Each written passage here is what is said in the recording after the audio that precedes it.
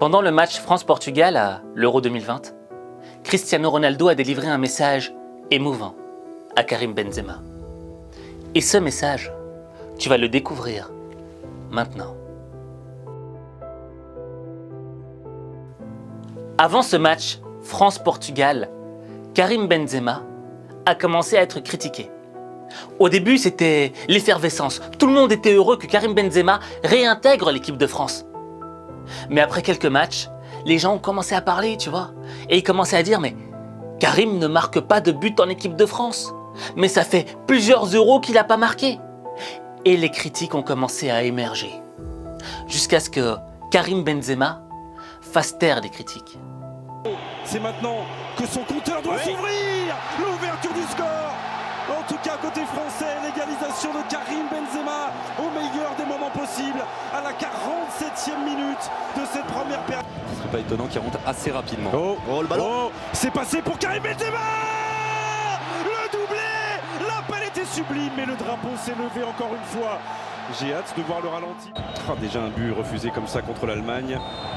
C'est validé. Il est validé. Le doublé de Karim Benzema.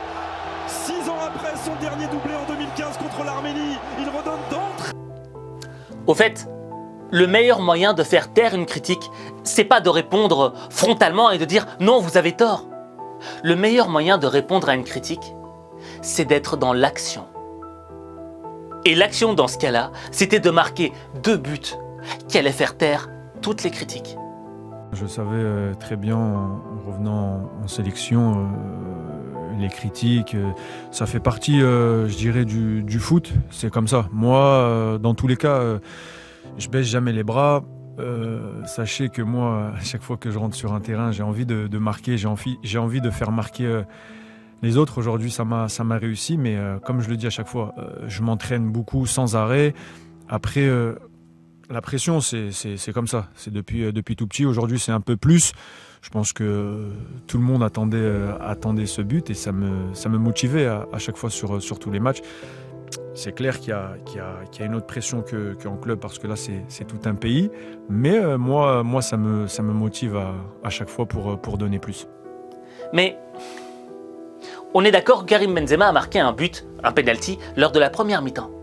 Mais il a aussi marqué un deuxième but en deuxième mi-temps. Et ce deuxième but peut s'expliquer par ce message de Cristiano Ronaldo. Alors voici ce que nous révèle Karim en conférence de presse d'après-match sur ce que lui a dit Cristiano Ronaldo. Ça fait plaisir de le revoir. Hein. De toute façon, ce qu'on a fait ensemble, le bout de chemin qu'on a fait ensemble, on a joué 8-9 ans au Real, on a gagné des titres, on a mis beaucoup de buts. Non, ça faisait plaisir de se revoir sur un terrain. Non, on a échangé comme ça, que tout allait bien. Voilà, bonne chance pour la suite et de continuer, que ce soit moi et que ce soit lui en club et en sélection. Et continuer à prendre du plaisir sur le terrain et faire la différence. Alors bon, quand t'entends ce message, tu te dis ok, c'est banal, Aziz. Je veux dire, c'est un message d'amitié, c'est cool, etc. Mais si tu regardes le truc en profondeur, tu comprendras que c'est encore plus que ça. Et sur RMC, ils ont été capables de le décrypter. Qui est anodin comme ça, mais le fait que juste après, Ronaldo vienne le voir. Les mecs, ils ont joué ensemble pendant des années, tu vois, ils sont potes, ils ont gagné. Et l'autre, il est allé le voir, genre bravo. Il lui a tapé dans la main. Voilà, ça, mais c'est incroyable. Mais ça fait du bien. Non, mais c'est beau quand même. Parce que c'est pas la fin du match à ce moment-là. C'est à chaque but du 1 partout. À chaque sur le but du 1 partout. Comme quoi, à la mi-temps, il est parti le voir aussi. Daniel, tu vois, ils ont changé les maillots. Voilà, donc il faut pas dire qu'il n'y avait rien. Il n'y avait, mais même les autres, tu vois, l'autre savait. Donc quand on nous dit ouais, arrêtez, machin, mais taisez-vous, écoutez. Quand t'es joueur, tu sais que de toute façon, t'as une pression déjà particulière quand tu mets le maillot de la sélection, n'importe quelle sélection. Hein, et que Ronaldo sait aussi que, d'autant plus parce que lui au Portugal c'est plus qu'une icône, que la pression elle est déjà énorme. Il sait parce qu'il a dû vivre aussi des moments où il y a eu des critiques sur Ronaldo, le Portugal, bien sûr. Donc il sait ce que Karim est en train de vivre en termes de pression et que là c'était un soulagement et le petit geste de la main, c'est vrai qu'il c'est un beau symbole. pour moi, ce qui est émouvant dans cette relation entre Cristiano Ronaldo et Karim Benzema, c'est que Cristiano, CR7, on le sait tous, c'est un compétiteur. Le mec, il ne supporte pas de perdre. Il veut gagner. Il ne voit que la victoire. Il a des œillères, tu vois, pour aller vers la victoire. S'il perd un match ou s'il fait un match nul, il n'est pas fier de lui. Et ça le travaille à l'intérieur. Il a la haine, il a la rage. Quand tu sais qu'il y a d'autres joueurs qui perdent un match, bah pour eux, c'est pas si grave que ça, tu vois. Après, ils peuvent aller rigoler, manger des chips, etc. Cristiano, il n'est pas comme ça. Cristiano, c'est le roi des compétiteurs. Mais pourtant, en pleine mi-temps du match, tu sens que le mec n'est plus un compétiteur. Il va vers Karim Benzema et il sourit.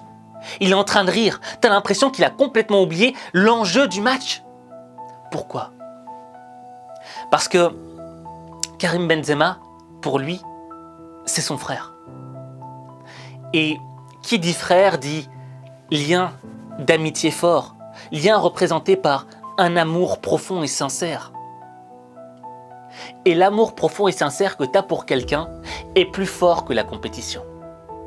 Dans le fond, Cristiano Ronaldo, il n'était pas en compétition contre la France, contre Karim Benzema.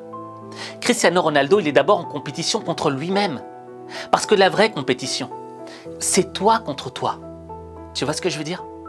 Et le fait de voir Cristiano se diriger vers Karim Benzema comme s'il n'était absolument pas en compétition avec lui, ça veut tout dire. Ça représente exactement ce qu'on vient de dire là. Mais comment est-ce qu'on fait pour que un amour si profond naisse entre deux personnes ? On va parler d'amour véritable, d'un amour sincère et profond qui lie deux êtres. Alors, comment est-ce que prend naissance cet amour véritable ? Cet amour, il prend naissance à travers des épreuves. Karim Benzema et Cristiano Ronaldo, ils en ont traversé des épreuves ensemble. Ils ont eu des victoires, ils ont gagné des Ligues des Champions ensemble. Mais ils ont aussi traversé des moments de crise. Ils ont eu des échecs, des défaites. Mais la somme additionnée de tous ces éléments-là fait qu'il y a un lien indescriptible, un lien qu'on ne peut pas voir à l'œil nu, mais qui se ressent dans les cœurs. Eux, ensemble, ils ont stocké des émotions qu'ils partagent, mais qu'on ne pourra jamais comprendre, parce qu'ils ils ont traversé ces épreuves ensemble. Et même s'ils ne savent pas le décrire avec des mots, leur cœur, leur regard, leur attention, tu vois, c'était tellement tendre ce geste entre ces deux hommes. Eh ben, ce geste-là décrit ces épreuves traversées ensemble. Et l'amour véritable qui est né de ces épreuves. Et tu vois, moi ce que je voudrais te dire, c'est que tu dois faire le tri dans tes contacts. Parce que dans ta vie, il y a des gens qui vont t'aimer pour ce que tu as, pour l'instant T, tu vois. Je veux dire, là, à un moment, tu as du succès et les gens vont t'aimer. Mais le jour où tu n'auras plus de succès, le jour où tu seras down, où plus personne voudra de toi, est-ce que ces gens seront toujours là ? Je pense pas. Tu vois ? Au fait, tu dois t'entourer de gens de qualité. Des gens de qualité, c'est quoi ? C'est pas des gens qui sont riches, c'est pas des gens qui sont extrêmement intelligents, des gens qui ont un talent énorme. Une personne de qualité, c'est une personne qui t'aime pour ce que t'es et pas pour ce que t'as. Une personne qui continuera de t'aimer quand le monde te détestera. CR7, quand il va chez Benzema, il le soutient parce qu'il sait qu'il est critiqué. Mais CR7, il croit en Karim et lui dit « Continue frérot, t'es un bon, tu peux marquer ». Ça, c'est une personne de qualité. Je prendrai toujours l'exemple d'une mère qui porte son enfant. Je veux dire, une maman, pendant 9 mois, elle vit la galère. Pendant 9 mois, elle dort sur le ventre. Pendant 9 mois, elle a un poids dans le ventre qui l'empêche de vivre convenablement. C'est un frein à sa liberté. Elle ne peut pas faire ce qu'elle veut. Elle grossit, elle s'enlaidit, elle n'est pas au top de sa forme.